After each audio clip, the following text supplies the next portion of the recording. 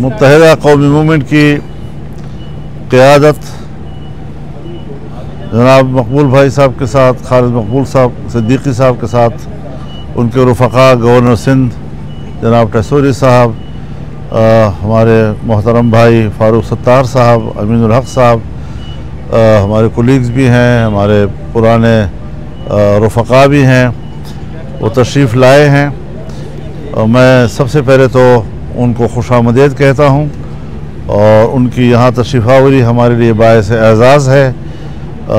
कुछ गुफ्तगू हुई है, मेरे ख़्याल में खालिद मकबूल साहब से मैं गुजारिश करूँगा कि वो उस पर अपना इजहार ख्याल फरमा दीजिए। जी बिस्मिल्लाहिर्रहमानिर्रहीम। मौजूद साफ़ी हज़रात, कैमरामैन, इस सर्दी में आप सब मौजूद हैं, बहुत बहुत शुक्रिया। ये वैसे तो हम मौलाना साहब के पास हर दौर में आते रहे हैं और हमारे दरमियान सियासी तौर पे भी और ज़ाती तौर पे भी हमेशा ही बहुत अच्छे ताल्लुकात रहे हैं और बड़े अहम और नाजुक वक्त में भी हमारे दरमियान ज़हनी हमांगी रही है।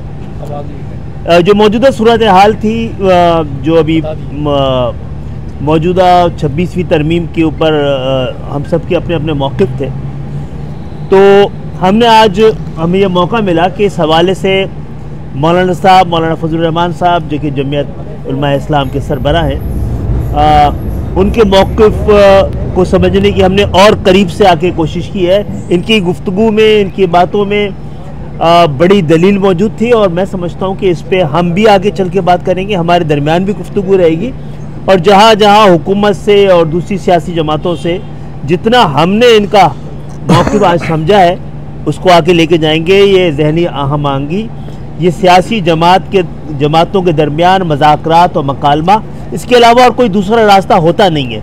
और ख़ास तौर पर ऐसी सियासी जमातें कि जिनकी जड़ें अवाम में हो, उनके साथ तो सिर्फ मकालमा ही एक सूरत है जिसके ज़रिए हम आगे बढ़ सकते हैं। हमने इनकी गुफ्तगू सुनी है और उनके बहुत सारे नुक्ते नज़र को समझने में हमें मदद मिली है, उसमें बड़ी दलील थी और ये बात आगे चल के हम और करेंगे।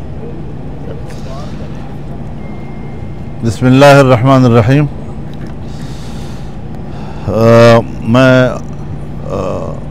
मुत्तहिदा कौमी मूवमेंट की इस क़यादत का इंतहाई शुक्रगुज़ार हूँ कि उन्होंने हमारे मौक़िफ़ को सुना और तसल्ली के साथ सुना।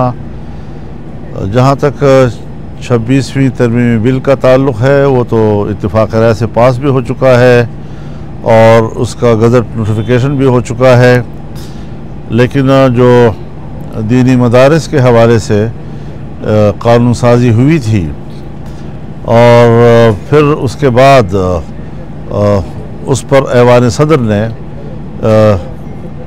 अपने इक़दामात के तहत उलझा दिया मामले को, तो हमारी नज़र में चूँकि अब वो एक्ट बन चुका है और हमारा मुतालबा हुकूमत से ये है कि अब आप उसका गज़ट नोटिफिकेशन करें और अगर आप समझते हैं कि इसमें कुछ मज़ीद इस्लाह की ज़रूरत है या कुछ उसमें इजाफ़े की ज़रूरत है, तो गज़ट नोटिफिकेशन के बाद भी तो हुकूमत जो है कोई तरमीम ला सकती है, पार्लियामेंट मौजूद है।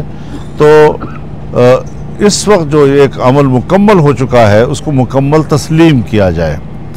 तो ये मौक़िफ़ हमने उनकी खिदमत में भी अर्ज़ किया, आज मैंने पार्लियामेंट में भी इस पर तफसीली गुफ्तगू की है और मैं उनसे तवक्को रखता हूँ कि वो हमारी गुफ्तगू को हमारे दलाइल की रोशनी में अपने फ़ोरम पे ले जाएं, हुकूमती फ़ोरम पे ले जाएं और कोशिश करें कि वो हमारे इस मौक़िफ़ को तस्लीम कर लें ताकि किसी किस्म के सियासी तनाज़े से हम मुल्क को तहफ़्फ़ुज़ दे सकें।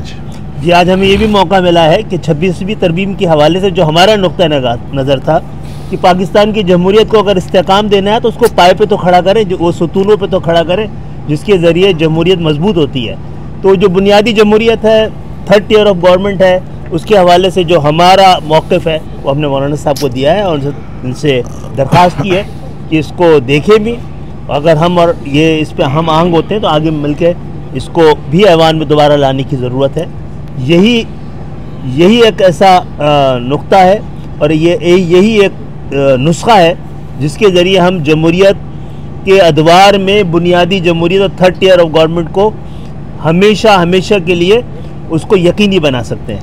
आज बहुत ज़बरदस्त हमारे दरमियान गुफ्तगू हुई है और बहुत सारे ऐसे मसाइल पे भी हुई है जिससे पाकिस्तान के अवाम के दरमियान ज़हनी आमांगी के लिए और जो मुख्तलिफ़ सियासी अकायद, मुख्तलिफ़ सियासी नज़रिए और जमातें हैं, उनके दरमियान तमाम तर इख्तलाफात के बावजूद गुफ्तगू का सिलसिला जारी रहे। MQM की तरफ से जो ये जो उनकी तरामीम के हवाले से तजावीज़ थी, जिस तरह 26वीं तरमीम में अगर ये तरमीम पास नहीं समोई गई तब भी उसके गज़ट नोटिफिकेशन में ये रुकावट नहीं बनी, तो हम कहते हैं कि कोई नई बात दीनी मदारिस के बिल और एक्ट के हवाले से भी उसमें नोटिफिकेशन के हवाले से कोई बात रुकावट नहीं होनी चाहिए। तो अगर MQM ने कुर्बानी दी है और इसको समोए बगैर उन्होंने उसको तस्लीम भी किया है और उसके एक्ट को भी तस्लीम किया है, तो हमारे बिल के हवाले से भी वो अपने तहफ़्फ़ुज़ात जो हैं वो मौखर करें और एक्ट को एक्ट तस्लीम करके उसका नोटिफिकेशन करें। बाद में हम भी हैं, पार्लियामेंट भी है, दुनिया है, गुफ्तगू होती रहेगी। मैं मौलाना साहब को अंदर कह रहा था कि आप तो मदारिस को बात हुकूमत कह रही है वजारत तालीम के मातहत रजिस्टर कराने की, हम तो अपना वजीर तालीम ले आए आपके पास रजिस्टर कराने के बहुत बहुत शुक्रिया।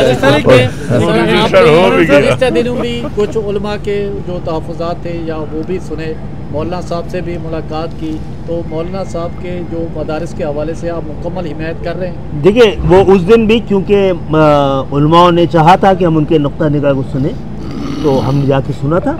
आज हम खुद आए हैं, मौलाना साहब का नुक्ता निगाह को किसी तरह आप इग्नोर नहीं कर सकते और उनकी गुफ्तगू में, जैसे मैंने पहले भी कहा, बड़ी दलील है और इस दलील को लेके हम आगे जाएंगे। अच्छा मौलाना साहब, ये बताइएगा कि आपके यकीनन हुकूमत से इस हवाले से राब्ते तो हुए हैं, जो आप कह रहे हैं कि गज़ट नोटिफिकेशन जारी किया जाए, हुकूमत का इसमें क्या मौक़िफ़ है और अगर इसमें थोड़ी ताख़ीर होती है किस किस्म की आईनी पेचीदगियाँ हो सकती हैं आपकी नज़र में?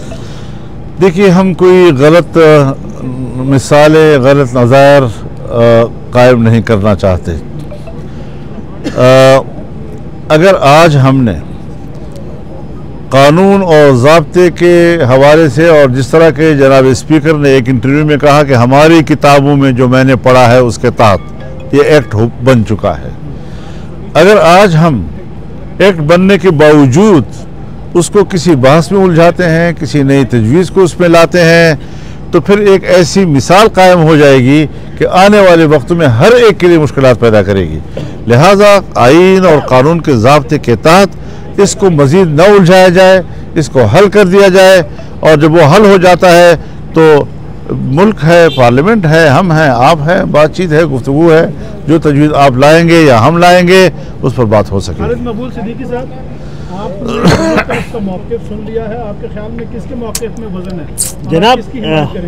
देखिए, वो मौलाना साहब के साथ भी अपनी पूरी टीम थी, उनके भी साथ भी वफाक के लोग हैं, हमके दोनों नुक्ता नज़र को समझा। आज एक तरफ सुना था, आज दूसरी तरफ सुन लिया। मैं समझता हूँ मौलाना साहब के गुफ्तगू में और उनके नुक्ता नज़र में बड़ी दलील मौजूद है, जिन दोनों दलीलों के साथ बैठना चाहिए और उस पर बात करनी चाहिए, रास्ता निकल जाएगा। बहुत मजबूत गुफ्तगू की है मौलाना साहब ने आज। अच्छा मौलाना साहब, हुकूमत ये कह रही है कि आपकी खिदमात जो हैं वो PTI से मुज़ाकरात के हवाले से ली जा सकती हैं। मुझे देखिए, जिस बात के हवाले से मुझ तक कोई बात न पहुंची हो, मैं उस पर कैसे तबसरा कर सकता हूँ?